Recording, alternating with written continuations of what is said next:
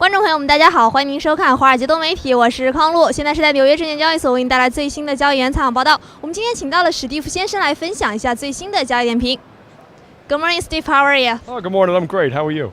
I'm good. First of all, the market is really pleasant this morning, and Dow is back above 12,000 again. So, what's your take?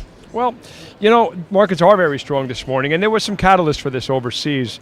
The German business confidence number came out this morning. It was a big surprise to the upside.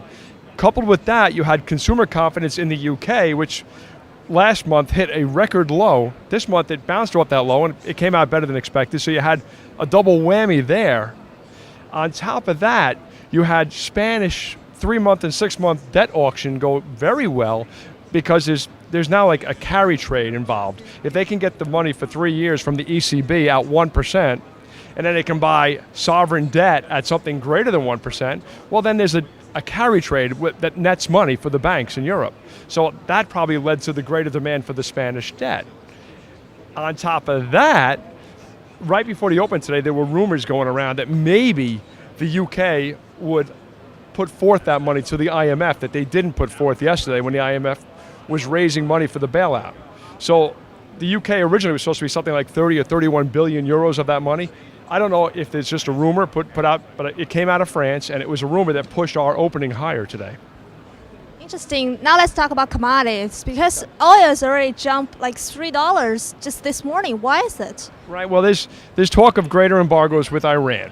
And everyone knows when Iran rattles the sabers, well, that's how oil got here in the first place, into the high 90s and low 100s. So with that saber rattling probably heading into a new era, now you see oil up around, where is it, $96, $97 a barrel. And oil is going to be volatile as long as Iran is in the spotlight.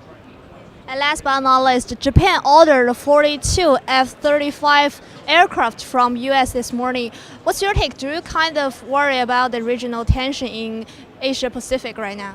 Well, I mean, they probably were negotiating this deal already for it to happen so fast, but it is interesting that it comes right after the death of North Korea's leader Kim Jong-il. His son is apparently going to take over. His son, we don't know much about. Some people think he's a radical.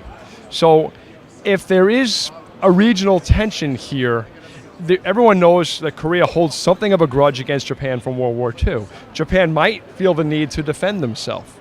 So their fighter aircraft fleet was very aged. It was like 40 years old. It was old-fashioned American F-4 Phantoms that are really a Vietnam War era aircraft. So they probably felt an urgent need to modernize their Air Force somewhat, just in case. Thank you for your sharing today. You're welcome. 好，感谢您收看今天的交易员采访报道，我们明天同一时间再会。